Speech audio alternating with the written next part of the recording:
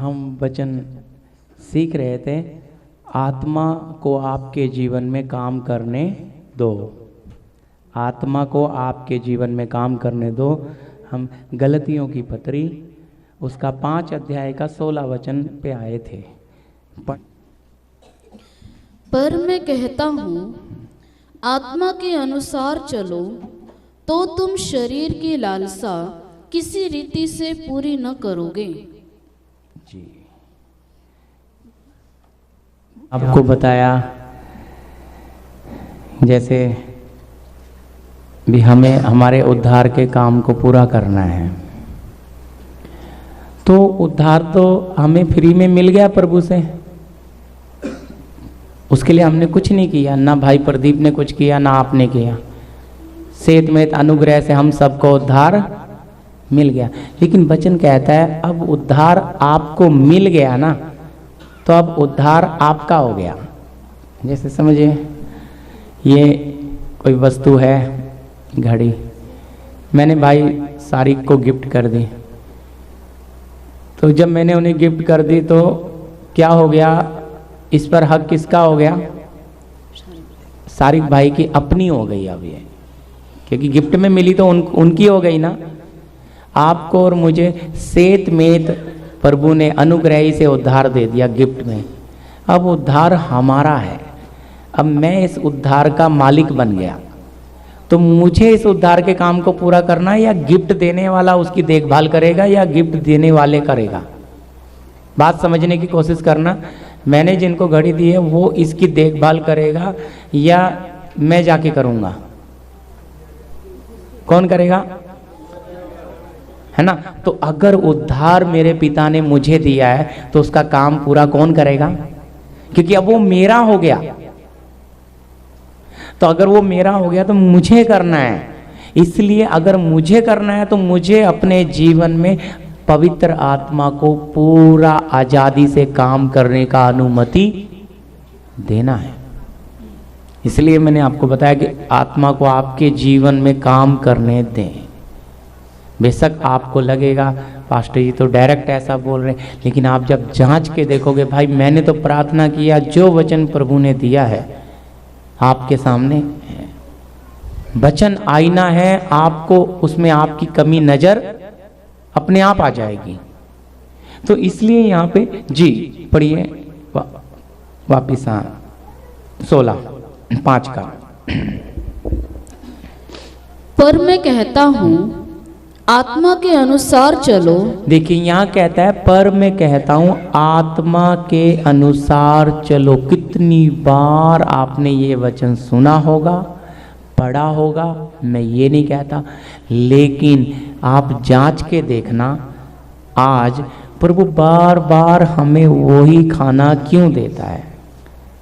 क्योंकि जब तक उस खाने की ताकत आप में ना आ जाए। देखिए एक वो होता है, जैसे हमें सूरज से डी विटामिन मिलता है, सूरज की जो भोर की किरणें होती हैं, लेकिन बहुत से लोग हैं जिनमें डी विटामिन कम हो जाता है, जो नाइट ड्यूटी करते हैं, दिन में सोते हैं, तो फिर उनको डॉक्टर सलाह देते हैं कि देखो आप में तो डी विटामिन बहुत कम हो गया है, तो ये हफ्ते में एक बार आपको एक गोली खाना है, तो वो इतना ही खाना है, तो आपको क्या मिल जाएगा उससे? वो क्या मिल जाएगा? डी विटामिन मिल जाएगा। लेकिन वो ओरिजिनल तो वहाँ से मिलता है, लेकिन वो कमी हो गई। अब कमी हो गई तो कहीं से पूरा करना है। तो अच्छी तरह इस उदाहरण को, बात को समझना कि पवित्र आत्मा आपके मेरे जीवन में काम तो करना चाहता है। अगर हमारे अंदर जो कमियां हैं वो प्रभु पूरी कर सकता है पवित्र आत्मा, लेकिन हम उसके अपने जीवन में काम कितना करने देते हैं? हम कब उस हालत में आएंगे कि हम हर बात उससे पूछ कर करें? समय लगता है। इंसानों को किसी की अनुमति लेना अच्छा नहीं लगता।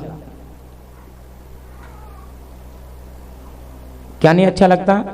किसी से पूछ कर करना। उन्हें लगता आजाद मर्जी, हम जो अच्छा लगे वो करें, हम जो करने जा रहे हैं वो दूसरों को इन्फॉर्म कर दें हम ये कर रहे हैं। लेकिन वो करना या नहीं करना परमेश्वर चाहता है। जो परमेश्वर के चुने हुए लोग हैं वो क्या करें? जी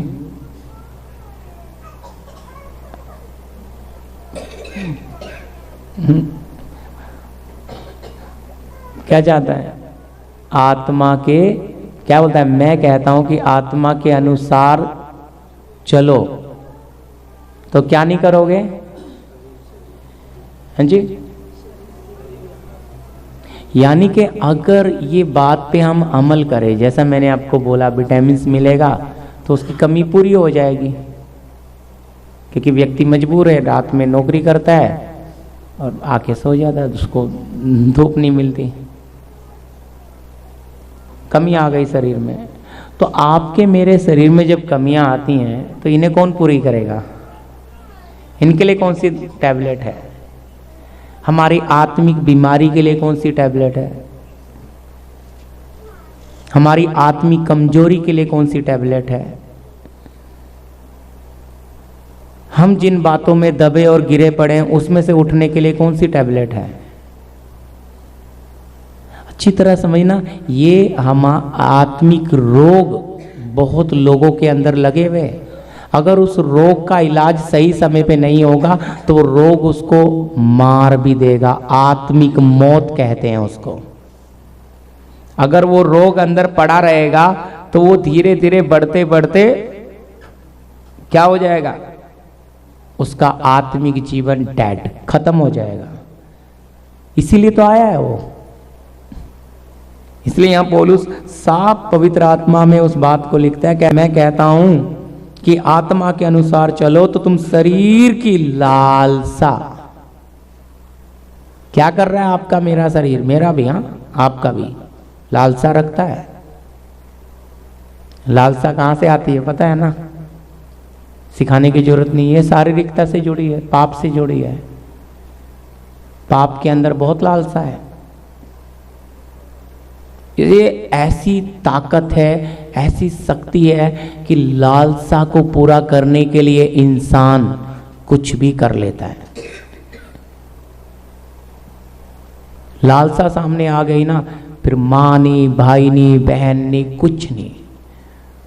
उस लालसा को तृप्त करना है, ना कोई रिश्ता ना कोई, क्योंकि ये लालसा एक ऐसी शक्ति है जो आपकी बुद्धि को अपने कब्जे में कर लेती है। इसको फिर वही नजर आता है जो ये लालसा आपको दिखाती है। फिर आपको सही चीज सही नहीं लगती, गलत चीज ही सही लगती है। समझ आ रही है मेरी बात? सही चीज को आप गलत बोलोगे और गलत को सही, ये कैसा होता है? इसलिए लिखा उस संसार के ईश्वर ने क्या कर दिया? उनकी बुद्धि अंधी कर दी, ताकि मसीह का जो तेजस में शुभ समाचार है उसका प्रकाश उन पर ना पड़े। मतलब वो समझ क्यों नहीं पा रहे? वो क्यों ये सोचते हैं कि वास्तव में आपका मेरा पिता हमें बहुत प्यार करता है और वो नहीं चाहता कि हम नाशवान जीवन में जाएं। वो चाहता है हम अविनाशी जीवन में आए। लेकिन उसका सिद्धांत कि वो किसी के ऊपर जबरदस्ती नहीं करेगा। मनुष्यों को उनकी लालसाओं पर छोड़ देने वाला परमेश्वर। रोमियो में जब लिखता है तो लिखता है कि उस समय के युग के लोगों ने क्या किया? बहुत अब परमेश्वर को जानना नहीं चाहा। मैं पढ़ाऊंगा नहीं, विषय में नहीं जाना चाहता। लिखा है परमेश्वर ने उनके निकम्मे मन पर उनको छोड़ दिया कि वो अनुरुचित काम करे। क्यों नहीं रोका प्रभु ने? जब एक मनुष्य अपना मन तैयार कर लेता है मैं ये करूंगा, फिर आत्मा क्या कोई भी नहीं रोक सकता उसे। इसके लिए मन की तैयारी बहुत बड़ी होती है। अब देखो, आपने मन की तैयारी करी, चलो प्रार्थना है, शायद कब से आपको पता लगा होगा, जब से आपके मन में होगा। कुछ लोगों को लेट पता लगा होगा, हाँ नहीं हम पहुंचेंगे। आपके अंदर वो मन था कि नहीं, हम अपने प्रभु के पास जाकर बैठेंगे, उसकी हजूरी में बैठेंगे, बात करेगा, मेरे दर्द, मेरी जो जरूरत है मुझसे देगा। अगर आप ऐसा मन लेके आए हैं तो वो आपसे जरूर बात करेगा। बात करेगा, बात का मतलब समझना। अपने ये जो बर्तन आपके सामने बैठा है भाई, ये सिर्फ आपको आईना दिखा रहा है, सिर्फ आईना। उस आईने में आपने देखना है आप कहाँ पे खराब हो, बस उतना आपने करना है। वो चीज को आपने साफ करना है। क्या करना है कि नहीं, ये मेरे प्रभु को पसंद नहीं है। अगर आत्मा को मैं अपने जीवन में काम नहीं करने दूंगा, हाँ? और जैसा आपने पढ़ा, और शरीर की अभिलाषा किसी रीति से पूरी ना करो, तो यहां तो उल्टा है। अगर मैं इस वचन के आईने में देखता हूं, प्रभु मैं तो आज इतनी चालाकी आ गई है कि होती लालसा है, बताते जरूरत है। अगर जरूरत है तो स्वर्ग क्यों नहीं पूरी करेगा? वायदा किया है, मांगने से पहले तेरा स्वर्गीय पिता, है ना वायदा। आकाश पृथ्वी टल जाएगा पर परमेश्वर का वायदा टलेगा? दिया क्यों नहीं? बोलिए। अब्राहम को तो मिल रहा था, अब्राहम ने तो लिया भी नहीं। नहीं प्रभु, उसके साथ वाला लुत चला गया, घर बना के, बंगला बना के बैठ गया। ये कहता ना प्रभु, मुझे तो उसी स्थिर नी वाले में जाए, मैं तंबू में रह लूंगा, मुझे जरूरत नहीं है। क्या करना है, ये बर्तन छोड़ूंगा, वहीं असली घर में जाऊंगा। लेकिन साथ में रहने वाले लुत को तो भाई ना, उसको तो सुख चाहिए था। सारा परिवार लुत का बर्बाद हो गया, मौका था उसके पास। देखो, लालसा रखने वाले लोग क्या हालत होता है। इसलिए वचन में क्यों संतों की गलतियां लिखी हैं, हमें मौका मिले करके नहीं लिखी, ताकि हम उस गलती को ना दोहराएं। कुछ लोग इसको उल्टा लेते हैं, अरे दाऊद ने पाप किया तो प्रभु ने माफ किया, तो मैं भी कर दूंगा तो माफ हो जाएगा। भाई वो बराती था, तुम दुल्हन हो। मैंने आपको बताया, आदम बच्चा था। आत्मा का जीवन जैसे जैसे बढ़ता गया, अब आप और मैं एक नदी में दुल्हन है। यीशु आ रहा है दुल्हन को लेने, बच्चे को लेने आ रहा है। पुराने नियम के संत भी छोटे ही माने जाएंगे, तो अगर उनको माफ कर दिया तो हमें भी। पुराने नियम के लोग शरीर के कानून से जीते थे, आपके और मेरे लिए। रात मेरे मन में ये बात चल रही थी कि प्रभु इनके साथ ये पाप कैसे काम करता है। इससे बेहतर मैं सोच रहा था कि प्रभु मन का जो खतना है, संसार से मन काटने के बारे में मुझे कुछ दोगे, ऐसा मेरे पास विचार आया। तो प्रभु ने उस विचार को हटा दिया, नहीं ये नहीं देना है अभी।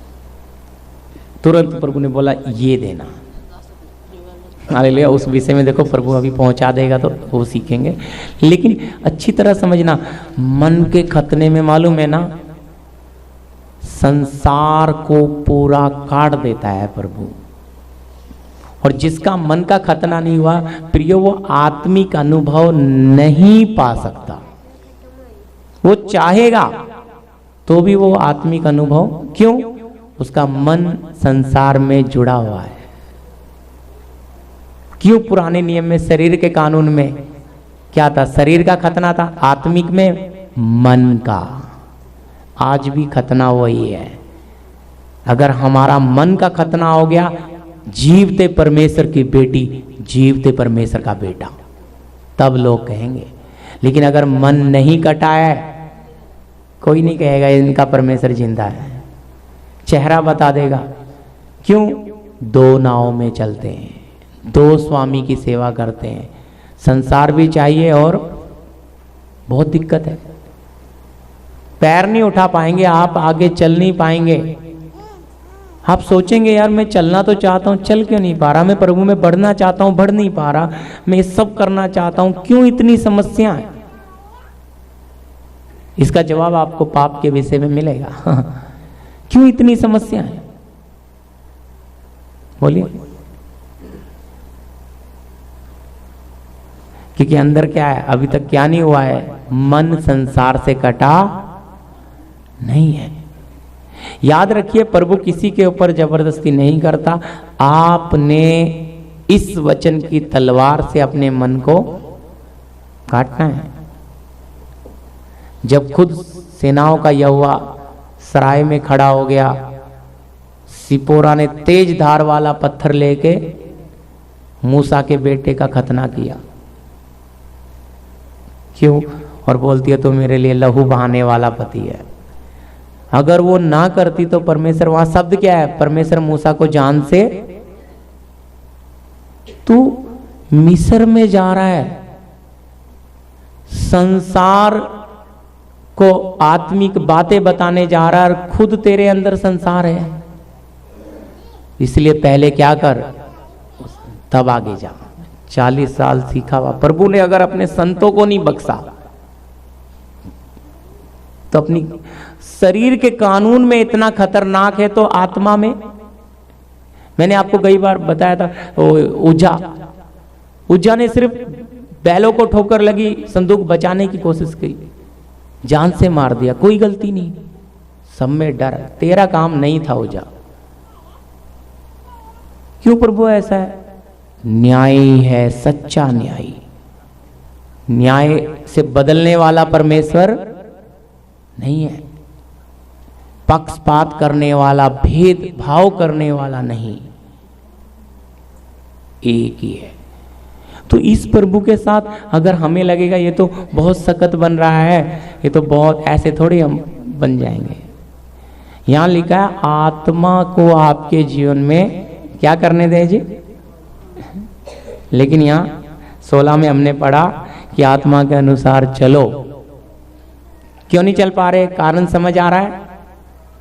मन मर्जी का ज्यादा दबाव है, जरूरतों का ज्यादा दबाव है, इच्छाएं हैं, दबाते हैं लेकिन उनको मारते नहीं।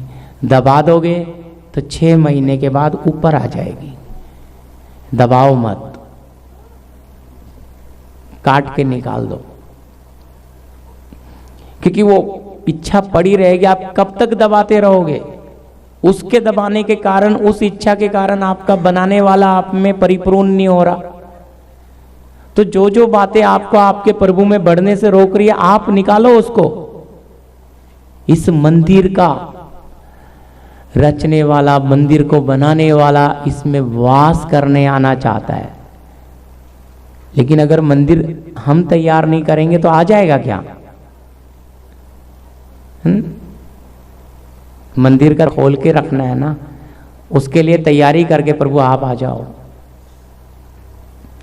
अब तैयारी बताती है कि इसका मन प्रभु के लिए कैसा है। इसलिए फिर कुछ बताना नहीं पड़ता, जीवन उस बात का प्रमाण देता है। देखो मैं तो ऐसा विचार करता हूँ, प्रभु आ गए, जो लोग तुम्हारे तैयार हैं, आमद नजदीक है, तो बस आग उतर आए सब पे।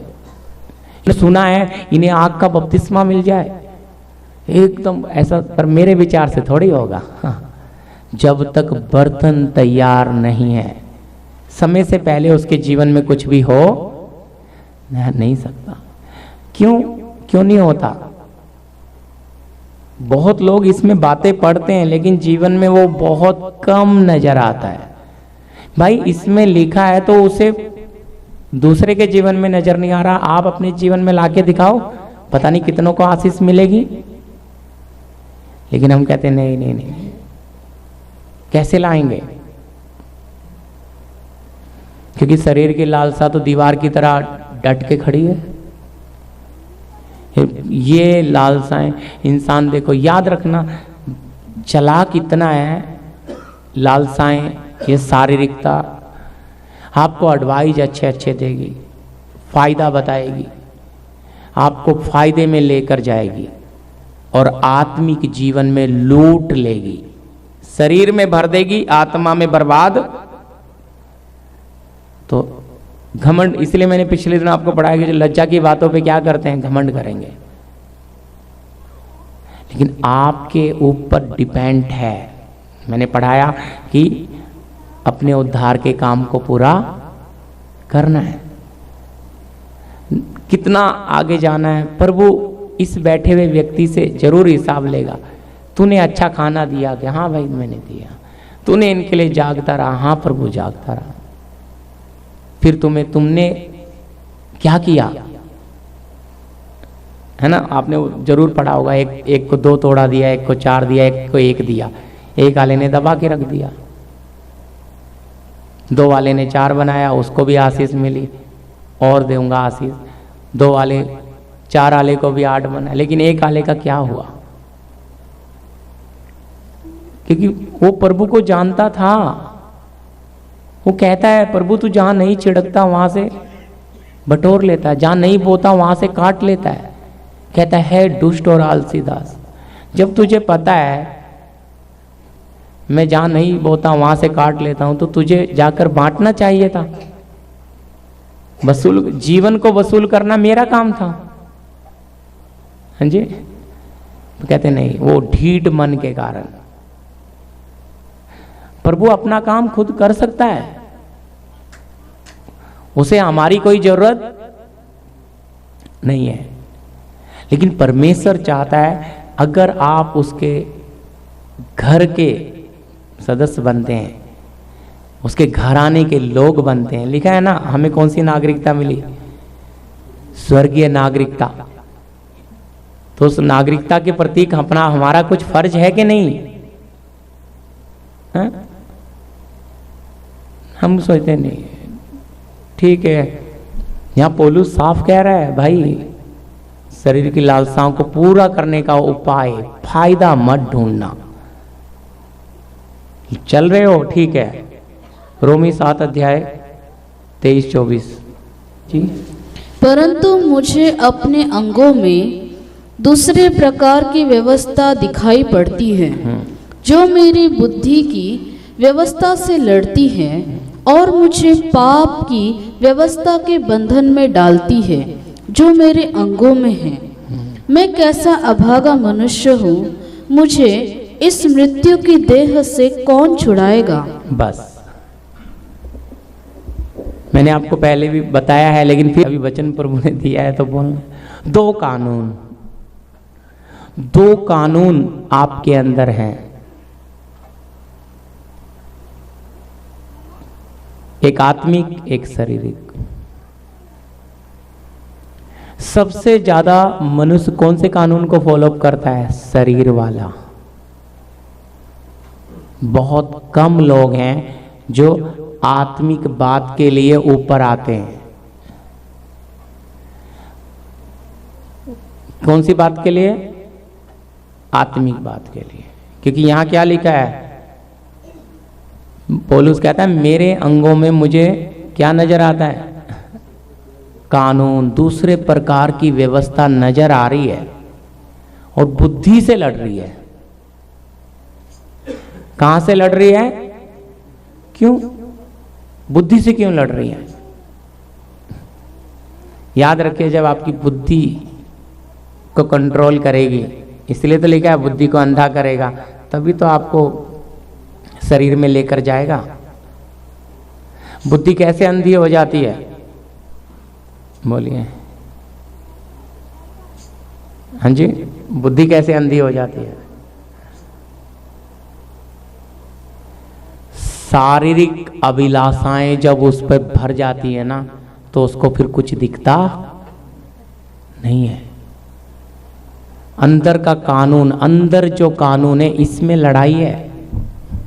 इस बात को पवित्र आत्मा ने पौलुस को, प्रभु के दास को खोल कर दी कि हमारे खून के अंदर ही 2 कानून हैं। एक शरीर की तरफ भागता है, एक आत्मा की तरफ। और ज़्यादातर व्यक्ति शरीर की बात में है। यही कारण है कि आज भी बीमारी शासन करती है। यही कारण है आज भी उनके जीवनों में कष्ट शासन कर रहे हैं। जबकि शासन का मतलब समझना, राज्य करते हैं। किसको करना था राज्य?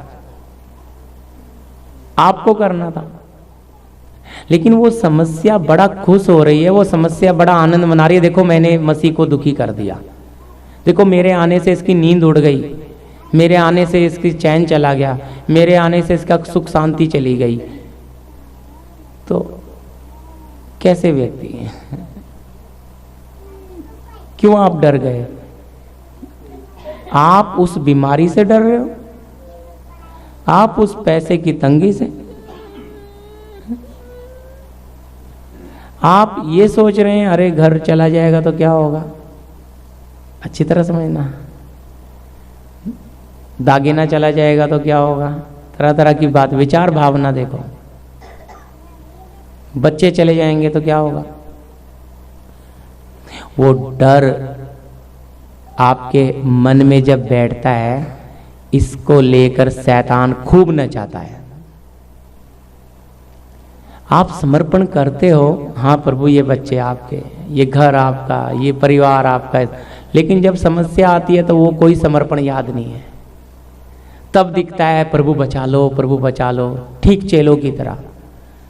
नाव में सर्वशक्तिमान तूफान और पानी को बनाने वाला, हे प्रभु हम मरे जा रहे हो, बचा लो बचा लो। प्रभु ने उठ के यही कहा है अल्प विश्वासी, तो विश्वास कहाँ है? आज भी वही हालत है। जीवन का कर्ता आपके जीवन में बैठा है, फिर भी आप चिल्ला रहे हो बचा लो। कौन आपको मार सकता है? वचन में लिखा है कौन हमें परमेश्वर के प्रेम से अलग कर सकता है। लिखा है भूख, अकाल, नंगाई, जोखिम, कष्ट कोई नहीं है। इसका मतलब जीवन का कर्ता अगर मन में जीवन में आया है तो फिर हमारे अंदर घबराहट क्यों? भाई लगता है अंदर नहीं आया, साथ में है, अंदर नहीं आया। इसलिए समस्या में क्या नहीं मिल रही है? ताकत, घबराहट, हाथ पैर ढीले पड़ना। अन्य जाति का तो समझते हैं, प्रभु के सर्वशक्तिमान जीवते परमेश्वर के लोगों का अगर यह हाल है, फिर दूसरे लोग आपके जीवन से कैसे जानेंगे कि ये ईश्वर जिंदा है? ये परमेश्वर जिंदा है तो आपको गेहूं के दाने के समान मरकर दिखाना है ये परमेश्वर जिंदा है। क्योंकि यीशु ने साफ कहा है जब तक दाना मरता नहीं जीवन नहीं लेकर आता। अपने लिए मरता है तो दूसरों के लिए जीवन लेकर आएगा। यह है मसीह जीवन। कहते जी बड़ा कठिन है, मैं अपनी इच्छा कैसे छोड़ दूं, अपने शौक कैसे छोड़ दूं, अपनी मनमर्जी कैसे छोड़ दूं। मत छोड़ो, मत छोड़ो भाई। आ रही है मौत, आपको अपने आप ही अलग कर। संघर्ष तो है, आत्मा तो प्रेरणा देगी, वचन आपको प्रकाश देगा, लेकिन करना या नहीं करना आप ही पे निर्भर है। कोई जबरदस्ती नहीं है, नहीं है, नहीं है। आपने निर्णय लेना है। क्योंकि इसमें तो साफ लिखा है ना तो पत्नी पति का लेखा देगा ना पत्नी, अपना अपना। आत्मिक बात में अपना अपना रिश्ता सिर्फ इस शरीर में है, इस मिट्टी के बर्तन में। ये बर्तन टूटने के बाद कोई रिश्ता भी, यीशु ने क्या बोला? तुम बड़ी भूल में पड़े हो। स्वर्ग में कैसे होंगे? सब स्वर्गदूतों के समान होंगे। तो फिर रिश्ता जब यहीं के लिए है तो फिर क्यों चिंता करना? उस रिश्ते के द्वारा प्रभु हमारे स्वभाव को देखता है। ये अपने बच्चों के लिए इतना, ये अपने माँ बाप के लिए इतना, ये अपने रिश्तेदारों के लिए इतना, तो मेरे लिए कैसा होगा? स्वभाव, रिश्ता भी बड़े सोच के प्रभु ने हमें दिए हैं योजना। इसलिए ये कानून अंदर लड़ाई करता है, ये भेदभाव दिखाता है। अरे जाने देना, उसके बच्चे वो खुद देखेंगे। अपने को अपना मानता है, पराये को पराया। ये कानून कहता है अपना है तो उसके लिए रुको, तकलीफ उठाओ, दूसरे के लिए क्यों उठाना।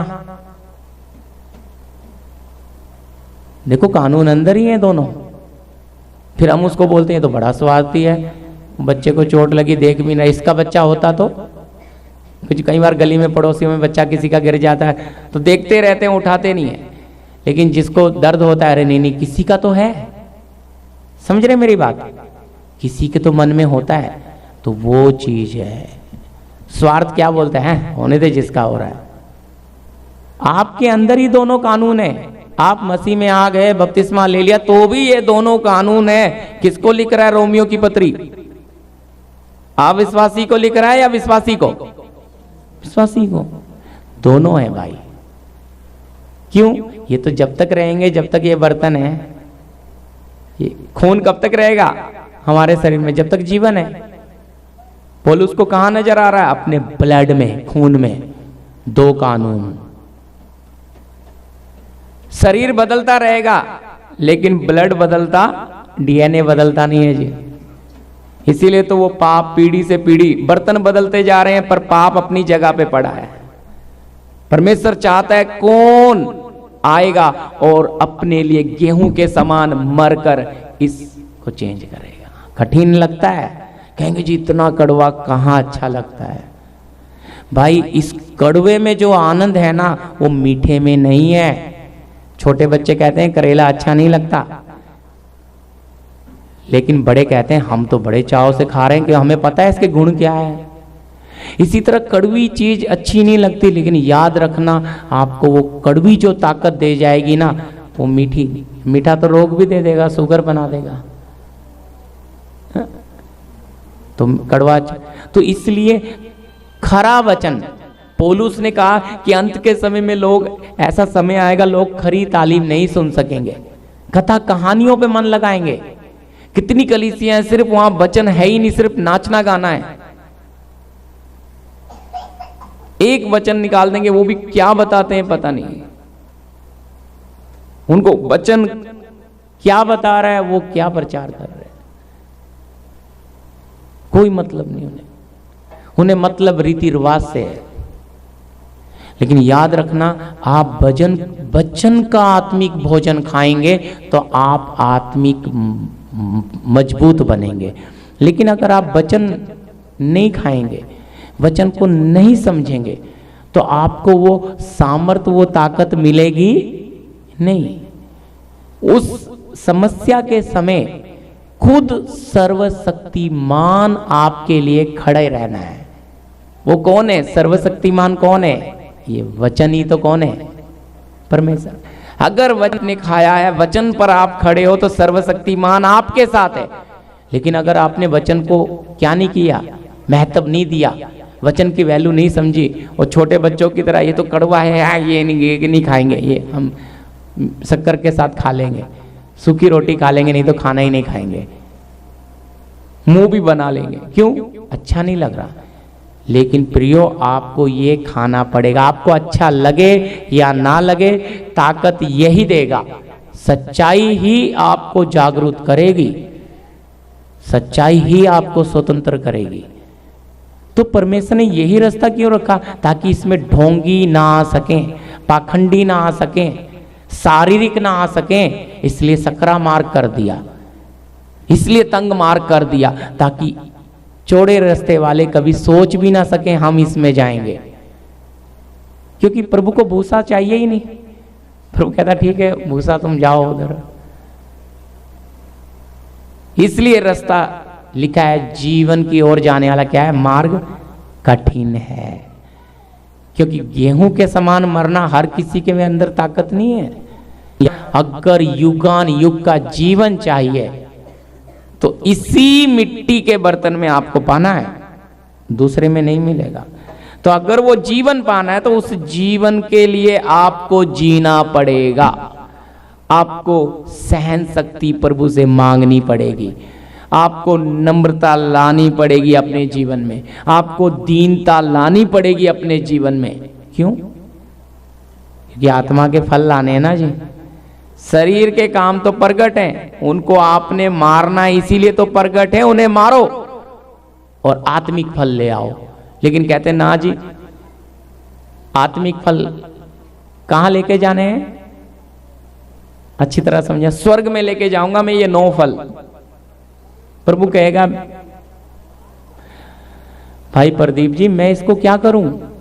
क्यों प्रभु, मैं तुम्हारे लिए लाया हूं, देखो मेरे अंदर कितना प्यार है, कितना आनंद है, कितना प्यार विश्वास है। प्रभु कहेगा भाई प्रदीप ये मैंने तुझे इसलिए दिया था, टेढ़े हटीले लोगों को ये खिलाना था।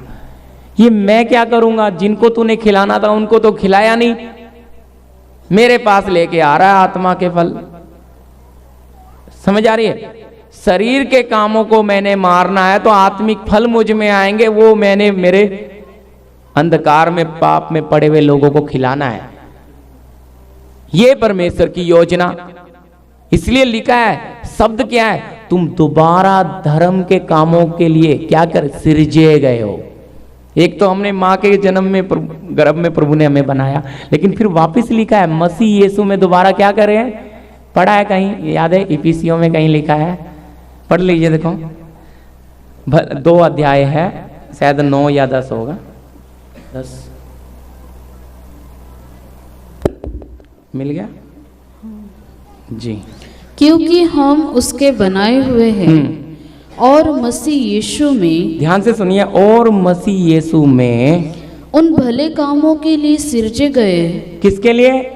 भले कामों के लिए सिरजे गए हैं। ये 9 फल कहाँ आएंगे? बिगड़े हुए लोगों में आएंगे या जो नए बनाए गए उनके अंदर आएंगे? किन में आएंगे जी? भले कामों के लिए सिरजे गए हैं, जिन्हें परमेश्वर ने पहले से हमारे करने के लिए तैयार किया। हालेलुया। ये प्रभु की योजना में पहले से है। प्रभु ने अपने दिव्य ज्ञान में जान लिया कि कौन मेरे राज्य में आ रहा है। उसको पहले से ही पता है, इस खानदान में से ये आएगा, इस परिवार से ये आएगा, इस परिवार से ये आएगा। इसलिए वचन में लिखा है परमेश्वर ने जगत की उत्पत्ति से पहले ही हमें चुन, सब पता है उसे। पर अभी क्या कहता है? क्या लेकर आओ? भले कामों के लिए सृजे गए हैं। तो हम ये आला नेचर कब आएगा? वो शरीर के काम आज भी विश्वासी है, धक्का मार दिया, क्या गुस्सा है भाई, कत्ल कर देगा, इतना गुस्सा उसमें। क्यों भाई? धक्का ही तो लगा है ना। कहता है नहीं, खून उबल जाता है, बर्दाश्त नहीं होता है गुस्सा। पत्नी ने कुछ गलती कर दी, पति ने कुछ, भाई इतना गुस्सा कि यार ये नई सृष्टि बना भी है कि नहीं? दया कहाँ है? प्यार कहाँ है? मैं ये नहीं कहता कि हाँ, वचन में भी लिखा है क्रोध करो पर पाप नहीं करना है। क्यों? सूरज अस्त होते होते तुम्हारा गुस्सा कर। बच्चों के जैसा होना है, यीशु ने बोला है। बच्चे आज लड़ते हैं, कल साथ में खेलते हैं। बड़े लोग क्या रखते हैं? अंदर रखते हैं जी, बंद है भी। हमारा जो प्रभु के साथ का रिश्ता है, प्रभु तो चाह रहा है मैंने तुम्हें पहले तो जन्म दिया, मिट्टी का शरीर दिया, सब कुछ दिया, लेकिन वापिस मसीह यीशु में तुम्हें भले कामों के लिए सृजा है। मैंने क्यों रचा, क्यों बुलाया? ताकि तुम टेढ़े अटेढ़े लोगों को क्या खिलाएंगे? आत्मा के फल, प्रेम दिखाओगे, ईश्वरीय प्यार आप में होना है, विश्वास दिखाओगे। वो आपके साथ धोखा करते हैं, आप बार बार विश्वास ही दिखाओगे। वो आपके सामने कुछ करते हैं, पीछे से कुछ करते हैं, वो दोबला जीवन जीते हैं, आप एक ही तरफा जियोगे। वो कहेंगे भाई ऐसा करेंगे तो हमारा तो नुकसान है। भाई नुकसान को पकड़ना पड़ेगा। अगर उस सांचे में ढलना है तो आपको नुकसान को प्यार करना पड़ेगा, अच्छा नहीं लगेगा। क्यों नुकसान अच्छा नहीं लग रहा? क्योंकि अंतर नहीं, ये लोग तो हमें आदर भी नहीं देते, हम इनसे कैसे प्यार, ये कभी मुंह चढ़ा के जाते हैं, हम क्यों इनको नमस्कार करें जब यही नहीं बात करते। लेकिन याद रखना, शायद आपके नमस्कार करने से, शायद आपका उसको आदर देने से उसको कभी सच्चाई जानने का मौका, लेकिन हम कहते नहीं, हम अपने ही घमंड में। पर कहते हैं हाँ हम जीवते परमेश्वर के लोग हैं। स्वर्गदूत और पवित्र आत्मा भी कहता है ये कैसा विश्वासी है। शहीदों के लहू के ऊपर ये कलीसिया नए नियम की खड़ी है, खून के ऊपर खड़ी हुई कलीसिया। खून तो नहीं मांग रहा है आज प्रभु भाई, आज तो जीना जीवन मांग रहा है, जी तो लो। राजाओं के टाइम पे गर्दनें कटी हैं प्रियो इस वचन के लिए। प्रभु का धन्यवाद, हमें संविधान भारत जैसा देश मिला, हम मान सकते हैं, कर सकते हैं। ठीक है, सताव सब जगह है, लेकिन इतनी तो आज़ादी है कि हम प्रार्थना वचन उसका मान सकते हैं, हम उसे जान सकते हैं। पर उस समय तो इतनी सख्ताई थी, अगर किसी के पास वचन है तो जिंदा जला दिया गया, काट दिया गया। तो इतनी उन्होंने कीमत दी। आज के लोग जी नहीं सकते। दूसरे ने अपमान किया, मैं उसको माफ करके, दिल से माफ करके दोबारा उसे देखूं तो मेरा नजरिया प्यार का हो नहीं सकता, नहीं होता। इसने अपमान किया, ये बड़ा गंदा इंसान है। हूं मैं मसीह, अरे भाई कैसे प्रभु अंदर बढ़ेगा तुझ में? क्योंकि आज भी तेरे अंदर शरीर की भावना, शरीर की बातें पड़ी हैं। तू बदला नहीं है, तू डुप्लीकेट है, ओरिजिनल नहीं है तू। बारिश आएगी तेरा रंग उतर गया, समस्या ने बता दिया तू मसीह नहीं है। आप कहेंगे भाई कैसी बात कर रही, ये सच्चाई है। आपको भले कामों के लिए सिरजा गया है। नमक, यीशु कहता है तुम पृथ्वी के नमक हो। नमक मर ना जाए तो स्वाद बनता नहीं, वो मरेगा तो आपको स्वाद देता है। तो हमें भी तो मरना पड़ेगा तभी स्वाद बनेंगे। हम कहते नहीं नहीं प्रभु ये तो मत करो, हमें पृथ्वी का नमक मत बनाओ। हमें कोई सजाने वाली वस्तु बना दो जो हमें लोग देखते रहे बस, पर हमें मरना ना पड़े। ऐसा तो नहीं हो सकता भाई। अगर आप शारीरिक जीवन में मरोगे नहीं तो आत्मिक जीवन में जियोगे भी नहीं। प्रभु न्यायी है, बख्शेगा नहीं, सच्चा नहीं। याद रखना, प्रभु को आपके मांगने से पहले पता है। आप कहते हैं ये सर का दर्द नहीं जाता, पास्टर भी प्रार्थना करता है, बड़े पास्टर भी करते हैं, नहीं जाता। कमर का दर्द नहीं जाता, ये तकलीफ जाती नहीं है, आती है थोड़ा आराम मिलता है। फिर जीवते परमेश्वर का मंदिर बनकर तो देखो, इनकी हिम्मत नहीं है कि तुम्हारे शरीर में रह ले। पर कहते हैं जी नहीं, मंदिर बनने के लिए तो बड़ी कीमत देनी पड़ेगी। जीवते परमेश्वर का मंदिर बनना नहीं, अपनी मर्जी प्रभु नहीं, थोड़ी सी चलाएंगे अपनी। 90% प्रभु को 10%, कुछ 95 प्रभु को 5%। भाई आप वहां फैली हो, प्रभु को पूरा चाहिए। आपका जीवन देना हो तो पूरा दो, नहीं तो कुछ मतलब नहीं है। बीज 99% मर जाएगा, अगर वो 100 मरेगा तब अंकुर आता है। बोलिए 99 मरेगा तो अंकुर आएगा? नहीं आएगा। 100% मरेगा तो जरूर उग आएगा, तब देखेंगे हाँ भाई। पर वो मरने में ही तो समय लगता है। इसलिए लिखा है शरीर के काम तो प्रगट हैं। क्यों पवित्र आत्मा ने इसी गलतियों में लिख कर दे दिया कि दोनों भाई, शरीर भी लिख दिया आत्मा भी, ये तो प्रगट होते हैं। लेकिन आत्मा वाला कहां नहीं, क्यों नहीं प्रगट हो रहा? वो करो ना, उससे फायदा है, उससे कईयों को आशीष मिलेगी, कईयों का छुटकारा होगा। लेकिन कहते जी वो फल तो हम स्वर्ग में लेके जाएंगे, वो सजा के रखा है फ्रिज में, वो वहां लेके जाएंगे, वो नहीं देंगे किसी को खाने के लिए। प्रभु कहेगा कैसा मूर्ख इंसान है, शरीर वालों को शरीर का खिलाएगा, कभी बढ़ेंगे वो तो खुद वो कहेंगे वाह वाह वाह भाई, हम में तो न लालच था, हमारा पास्टर तो उससे भी बड़ा लालची है। हम तो स्वार्थी थे, ये तो उससे भी बड़ा मिला हमें। समझ आ रहा ना? क्योंकि शरीर का फल खिला रहा है ना।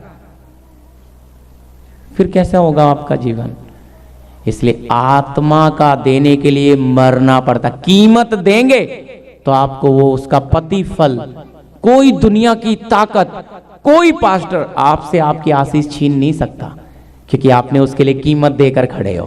कीमत क्या है? आप सबका परखा हुआ विश्वास।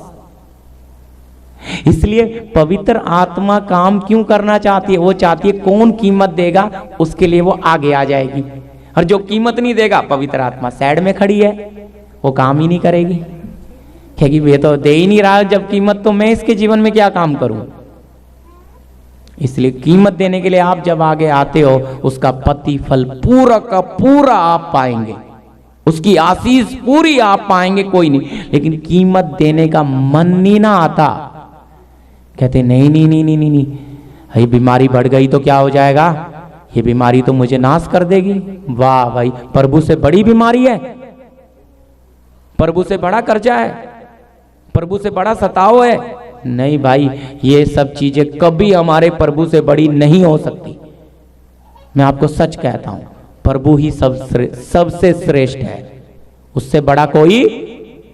जब उसके सामने ये बातें आएंगी तो क्यों उसने वायदा किया मेरे धर्म राज की खोज करो, ये सब तुम्हें मिल। वो कहता है मांगने से पहले क्यों नहीं दे रहा? फिर मैं वफादार नहीं हूं, मैं योग्य नहीं हूं, इसलिए मेरा परमेश्वर मुझे दे। मैं योग्य बनूंगा तो अपने आप चलकर आएगा। जी अगला वचन भी लीजिए। और ये समझ आया ना, दो प्रकार के कानून हैं। इसीलिए क्या होता है, आत्मा को काम करने का मौका नहीं मिलता। ज्यादातर शरीर का कानून लड़ता रहता है अंदर ही बुद्धि से, इसलिए परमेश्वर की आत्मा को वहां काम करने का मौका। इसलिए मैंने आपको बोला स्टे लग गया, बिल्डिंग वहीं खड़ी है, आगे नहीं बढ़ेगा। वो 10 साल क्या 20 साल भी हो जाए भाई, वो बिल्डिंग कहां बनेगी? उसमें काम लगातार चलते रहना चाहिए। हालेलुया, तब देखो बढ़ते जाएंगे। और रोमियो की पत्री 8 अध्याय का 13, क्योंकि यदि तुम शरीर के अनुसार दिन काटोगे तो मरोगे। यदि आप शरीर के अनुसार दिन काटोगे तो मरोगे।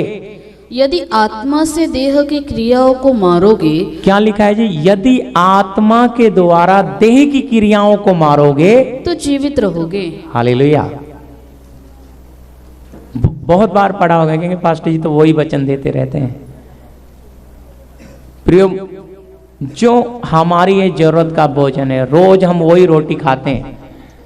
बचपन से बुढ़ापा आ जाएगा तो भी वही रोटी खाते हैं। रोटी नहीं ताजी होती है, लेकिन गेहूं, समझ रहे मेरी बात? वचन वही है, वचन बदलता थोड़ी है, लेकिन हमारे लिए वो रोज हमेशा ताजा बन जाता है। तो आत्मा के द्वारा देह की क्रिया को कौन मारेगा? जी अगर जीवन में जाना है तो आत्मा जो प्रेरणा दे रही है तो देह की क्रिया को मारूंगा, ऐसा बहन या भाई निर्णय लेगा कि नहीं, कुछ भी है मैं मेरे प्रभु के लिए 2 घंटे रोज दूंगी। मैं ज्यादा नहीं कुछ कर सकती हूं, मैं ज्यादा नहीं कुछ कर सकता हूं, तो मैं मेरे लोगों के उनके पाप के लिए मैं रहूंगी, मैं जाऊंगी, मैं गलियों में एरिया में मैं प्रार्थना करूंगी। प्रभु मुझे और कुछ आता नहीं है, लेकिन मुझे तेरे लोगों के लिए प्रार्थना करना था। ऐसी भावना, लोग तो कहेंगे पागल है ये, भटकते रहते हैं गलियों में इधर उधर। ऐसी बात का क्या प्रतिफल? लेकिन स्वर्ग को इसका बड़ा प्रतिफल मिलेगा। पृथ्वी पे कुछ नहीं दिखेगा इसका। आपने जितने आंसू गिराए प्रियो, ये सब आपको उसका प्रतिफल मिले। पर कौन सी बातों के लिए? आत्मिक बातों के लिए। पिता के काम में आपने जितना भी सहयोग किया, उसका प्रतिफल कभी नहीं छोड़ोगे, खोओगे आप। माफ कीजिए, छोड़ेंगे नहीं, खोएंगे नहीं, कभी नहीं खोओगे आप। लेकिन अगर आप पिता का काम किए ही नहीं तो क्या प्रतिफल मिलेगा? सोचकर देख लीजिए, क्योंकि आपने हमेशा ही अपनी मनमर्जी को आगे रखा। छुपा के रखते हैं लोग, संसार के लोग चलो प्रकट करते हैं, लेकिन मसीह लोग अंदर दबा के रखते हैं, और मौका आता है तो बाहर आती है वो बात। फिर उसको डुप्लीकेट कवर पिनाते हैं, नहीं नहीं ये तो जरूरत थी हमारी। ठीक है भाई, अच्छी बात है, प्रभु तो जानता है, पर जरूरत थी तो तकलीफ क्यों उठाई? सरलता से मिल जाता तो सबको पता लग जाता है जरूरत थी। तकलीफ के साथ उठा ले रहा है तो उसका मतलब कैसे समझ रहे आप? स्वर्ग को पता है मेरी बेटी मेरे बेटे को क्या चाहिए, सरलता से देगा ना। उसके लिए आपको किसी को बोलने की कोई जरूरत नहीं पड़ेगी, बुद्धि लगानी नहीं पड़ेगी, झूठ नहीं बोलना पड़ेगा, चालाकी नहीं करनी पड़ेगी, खुद बर खुद वो चीज मिल रास्ता बनेगा।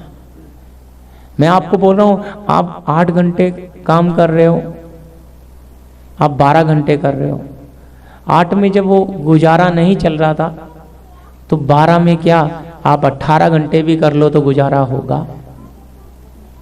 क्योंकि समस्या क्या है, आपकी लालसा बढ़ी है। पर वो आपको उतना ही दे रहा है जितनी आपकी जरूरत है। उसे पता है ज्यादा दूंगा तो ये स्वार्थी हो जाएगा, लेकिन हम कहते हैं उतने में तृप्त नहीं है। नहीं प्रभु, इसमें तृप्ति नहीं है। क्यों? हमें उनको भी थोड़ा दिखाना है, हमें उनको भी थोड़ा बताना है, उनके सामने भी हमारा ऐसा ये इच्छाएं अंदर है। प्रभु कहता है कैसा व्यक्ति है, मतलब दूसरे को, हम याद रखिए, हम दूसरे को दिखाएंगे देखो प्रभु ने मुझे घर दे दिया, तो वो व्यक्ति प्रभु के पीछे थोड़ी आएगा प्रिय, वो लालसा के पीछे आएगा। अरे देखो प्रदीप को घर मिला है तो मुझे भी मिलेगा। 2 साल 3 साल 4 साल के बाद कहता है मुझे नहीं चाहिए प्रभु, क्योंकि घर नहीं मिला। तो मैंने उसका 4 साल बर्बाद भी किया और मेरा भी क्या हुआ है, 4 साल बर्बाद उसके पीछे, क्योंकि मैं उसको लालच दे लाया। लालच देकर कभी किसी को मसीहत में तो कभी नहीं लाना कि भाई आ जाओ तुम्हें ये, भाई अनंत जीवन मिलेगा, पाप से छुटकारा मिलेगा, शांति मिलेगी। कहेगा जी बीमारी है, कोई बात नहीं, आत्मा में इतना बल मिलेगा, हाथी जैसी बीमारी चींटी बन जाएगी, ये बीमारी निकल जाएगी। क्या बोल रहा हूं, बीमारी खत्म हो जाएगी अपने आप। कि जब आत्मा में आप बढ़ोगे, बीमारी की क्या ताकत है फिर? आज बीमारी, आज समस्या आती है, लेकिन जब आप इतने विशाल हो जाओगे आत्मा में तो समस्या क्या है फिर? भाई फूंक मार दोगे, समस्या खड़ी नहीं रहेगी, हंसोगे उस समस्या पे। जैसे मैंने बोला, बुद्धिमान स्त्री, आदर्शवान पत्नी क्या करती है, आने वाली विपत्ति पे हंसती है। उसे कहा तू क्या कर लेगी मेरा क्यों हंसती है? उसने अपनी कमर कसी हुई है, सर्वशक्तिमान ने उसके हाथ दृढ़ करे हुए हैं, उसको कोई लाभ की घटी नहीं होती, इतनी मजबूत होती है। क्यों? हंसती है फिर भी। जब आप आत्मा में मजबूत नहीं होंगे, आप समस्या को देखकर हंसोगे नहीं, आप घबरा जाओगे और उस घबराहट में और ज्यादा गलती करोगे। यही तो शैतान चाहता है, वो चाहता है ये घबराएं और मैं इन पे हैवी, यही होता है जी। पौलुस कहता है विश्वास की अच्छी कुश्ती लड़ो भाई, हम चित्त हो जाते हैं, क्योंकि शैतान बड़ी युक्ति के साथ आता है, हमें घबरा देता है। भाई वो नहीं, हमारे बच्चे को कुछ नहीं हो सकता, ये विश्वास है ना, आप रखो ना। वो बीमारी क्या नहीं कर सकता हमारे बच्चे को, मन मत छोड़ो, प्रभु धन्यवाद, कृपा दो बस। शायद वो बच्चा इसलिए रात भर रो रहा है, इसलिए तंग कर रहा है क्योंकि परमेश्वर ने मुझसे बात करनी है। मैं दिन भर काम पे परेशान था, इधर आके बच्चा परेशान कर रहा है। क्यों परेशान कर रहा है वो नहीं समझेंगे, हम कहेंगे ये बच्चा इसने दुखी कर लिया। प्रभु खुद आके थोड़ी बात करेगा, वो हालात खराब करके आपका जीना दुश्वार कर दिया, फिर आप कहते हे प्रभु क्या बात करना चाहता है। जब आप रोते हो, पश्चाताप करते हो तो आपको समझ, क्योंकि आपके पास समय ही नहीं है। आप तुरंत अरे बच्चे को लगता है बुखार है, बच्चे को ये है, पेट खराब है, दवाइयाँ दिला दोगे, लेकिन ये नहीं देखोगे वो बच्चा क्यों तंग कर रहा है, ताकि आपको तकलीफ हो, आपको पता लगे। और सुबह आपको काम पे जाना है, कैसा महसूस होता है? ये नींद, वो काम पे क्या हो जाएगा, सारा सर दुखता रहेगा, नींद नहीं हुई, घबराहट है ना, बोलिए, है परेशानी है कि नहीं? तो उस घबराहट, उस परेशानी की फीलिंग क्या समझते हैं? क्यों है ये घबराहट? क्यों ऐसा परमेश्वर हमारे साथ करता है? बात करना चाह रहा है, भाई तुम्हारे पास समय नहीं है, समय नहीं है। समय क्यों नहीं है? जरूरतों में इतने व्यस्त हैं।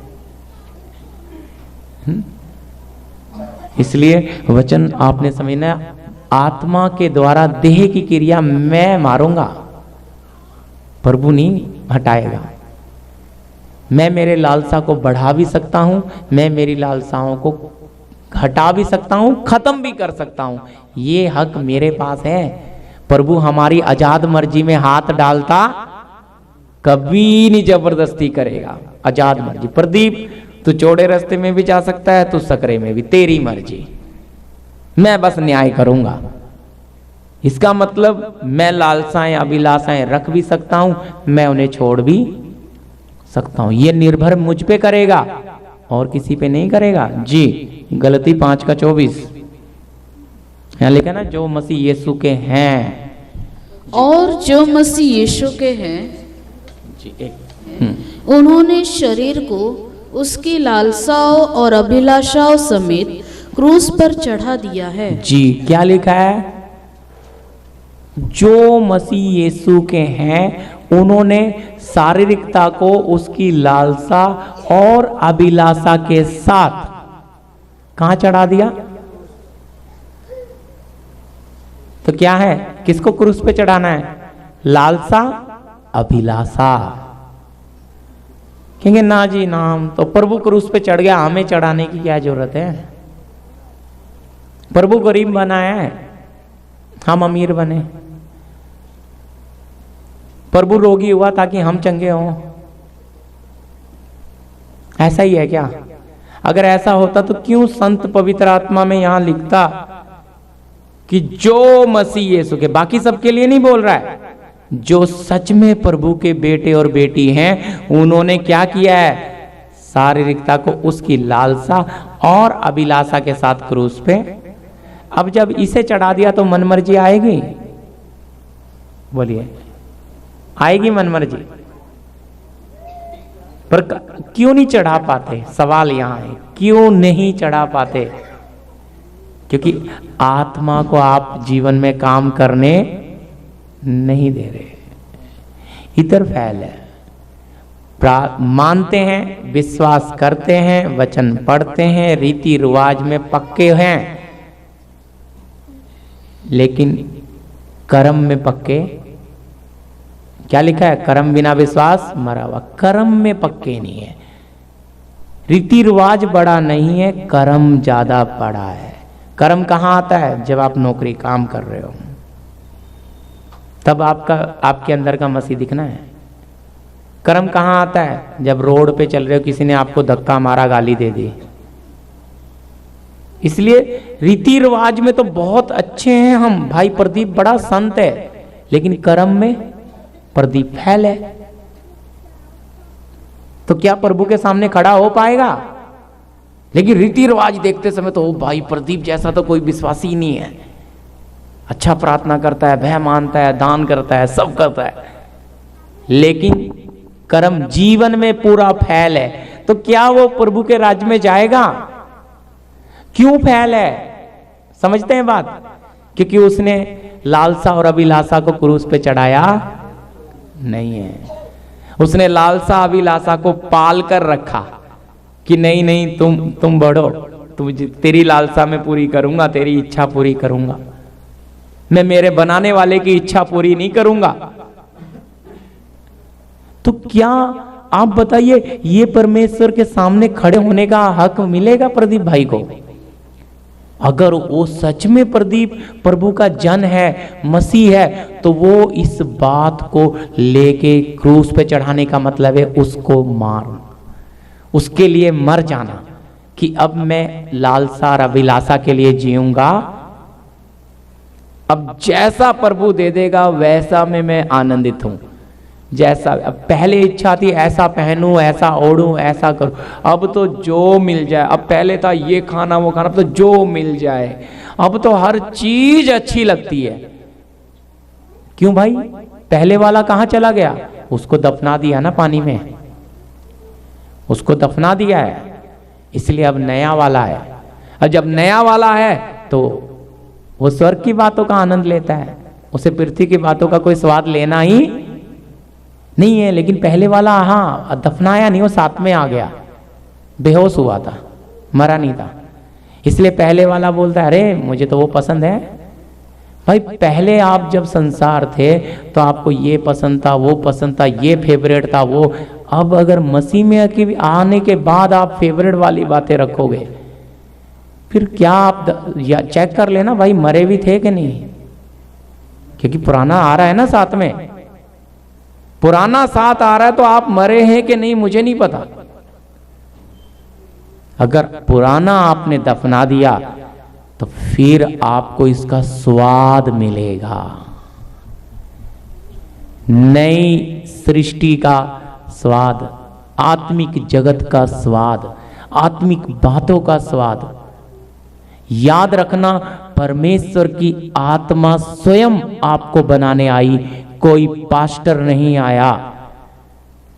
पास्टर भाई बर्तन है, देख लो स्कूल में आप जाते हैं, हम अपने बच्चों को पहले बालवाड़ी में भेजते हैं, फिर बालवाड़ी से बैठना उठना सीख जाता है, फिर उसको फर्स्ट क्लास LKG UKG में, फिर स्कूल वही, फिर उसके बाद में कॉलेज, फिर डिग्री। तो मास्टर तो बहुत बदल जाते हैं। तो अगर वो डिग्री वाले कॉलेज वाले मास्टर के पास बोलेगा अरे वो बालवाड़ी वाले को कुछ नहीं आता, लेकिन बालवाड़ी वाले ने पढ़ाना थोड़ी था, बैठना उठना तो सिखाया, उसने तो बैठ उठ ही सिखानी थी ना। बालवाड़ी में बच्चा क्या करता है? 2 साल का बच्चा बैठना सीखता है, बस पढ़ता थोड़ी है उधर। समझते? गुजरात में बालवाड़ी रहती है कि नहीं? आंगनवाड़ी बोलते हैं ना। जी जी। तो वो बच्चों के बैठना सीखता है बच्चा, पढ़ना थोड़ी सीखता है। इंग्लिश में प्ले स्कूल बोलते हैं। खेलता है बच्चा उधर उधर, मतलब उसको डिसिप्लिन आता है बस, ताकि जब वो 3.5 साल का हो जाए तो स्कूल में पढ़ ABCD लिखना शुरू करे। तो आप ये सोचेंगे अरे वो ये आप बर्तनों पे आप मत भेजो, छोड़ दो, हमारा काम नहीं है न्याय करना, हम किसी से लड़ नहीं सकते। उसने उसका काम किया। मैं भी देखो यहाँ पूर्व के एक मास्टर थे गायकवाड़ जी मार्कस, 9 साल रहा, ठीक है, उनका काम था उद्धार का, वो कर रहे थे। प्रभु हमें सिद्धता में ले आया, दुल्हन में ले आया, तो हमें उससे कोई मतलब नहीं है, पर मिलेगा तो नमस्कार कर सकते हैं हम, हमें उनसे कोई नफरत भी, प्रभु उनका कर्म उनके साथ है, उनका न्याय उनको देगा। अगर मैं उससे नफरत करूं और जलन करूं तो क्या होगा? हाँ, मैं एक काम जरूर करता हूं, उसके पीछे की शक्ति से, उसके ऊपर के अभिषेक से लड़ता हूं, लेकिन उससे बहुत प्यार करता हूं। क्यों? मैं 9 साल उसके साथ रहा, एक थाली में खाया, प्यार करते हैं।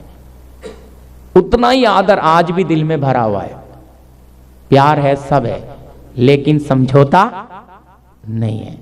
तो इसी तरह आज लोगों में वो ऐसा ये ऐसा, छोड़ दो भाई, कोई कैसा नहीं, वो देख लेगा।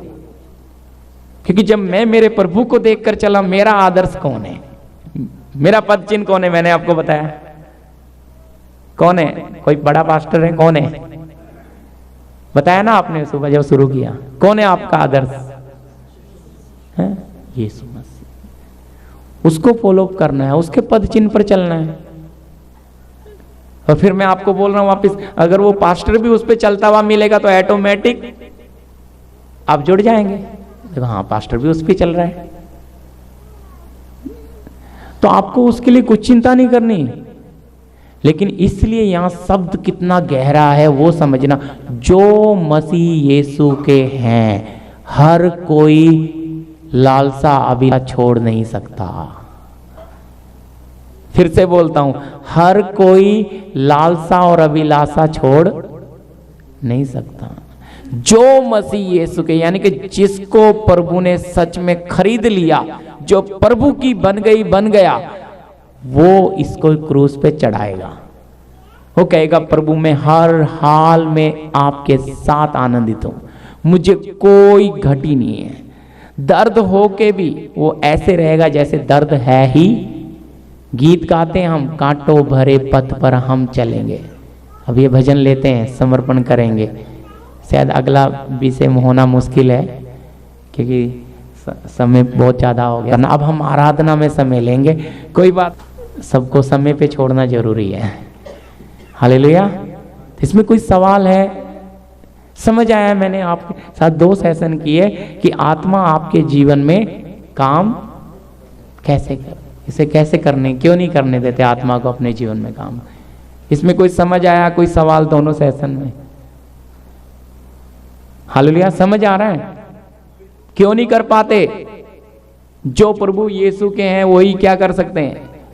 इस लालसा और अभिलाषा को क्रूस पे चढ़ाएंगे। और जो अब तक उसके हुए नहीं, वो चाह कर भी, यीशु के शब्द हैं, बहुत से चलना चाहेंगे पर चल नहीं पाएंगे। ये प्रभु का शब्द है। क्यों नहीं चल पा रहे? वो प्रभु के हो नहीं पा रहे, वो अपना जीवन प्रभु को समर्पित कर नहीं पा रहे। अगर कर दिया है ना, कोई चिंता नहीं है उन्हें। धन्यवाद प्रभु, आप हमें लेकर चलें, आपकी सत्य की आत्मा करेंगे, शक्ति पाएंगे। वचन काफी खा लिया, ये खाना इतना काफी है। हालेलुया। हाँ? प्रभु पिता हमारे बीच में लास्ट प्रार्थना करेंगे। धन्यवाद स्वर्गीय पिता, अनुग्रहकारी पवित्र परमेश्वर, प्रभु यीशु मसीह, आज के दिन के लिए आपने हमें सौभाग्य दिया, मौका दिया। सुबह से लेकर के अभी तक आपने हम सबको संभाला प्रभु जी, और अच्छे से प्रभु ये प्रार्थना सभा होने के लिए आपने कृपा दिया, मदद किया, और बहुत सारी बातों को सिखाया प्रभु जी। जो हमने सीखा प्रभु जी हमारे जीवन में कार्य करें, और जितने भी भाई बहन बैठे सबके जीवन में आशीष लेकर के आए। धन्यवाद परम प्रधान प्रभु, आपके पवित्र नाम की महिमा और बड़ाई हो।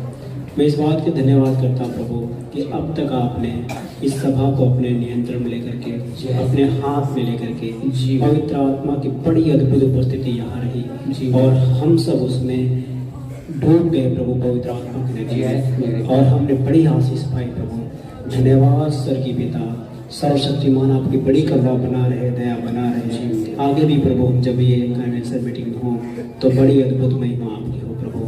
प्रार्थना यीशु के नाम में करते हैं, आमीन आमीन आमीन। और पिता का प्रेम, पुत्र का अनुग्रह, पवित्र आत्मा की सहभागिता, संगति हमारे साथ, तमाम संत लोगों के साथ प्रभु यीशु के दूसरे आगमन तक होता रहे, आमीन। सबको जय मसीह की।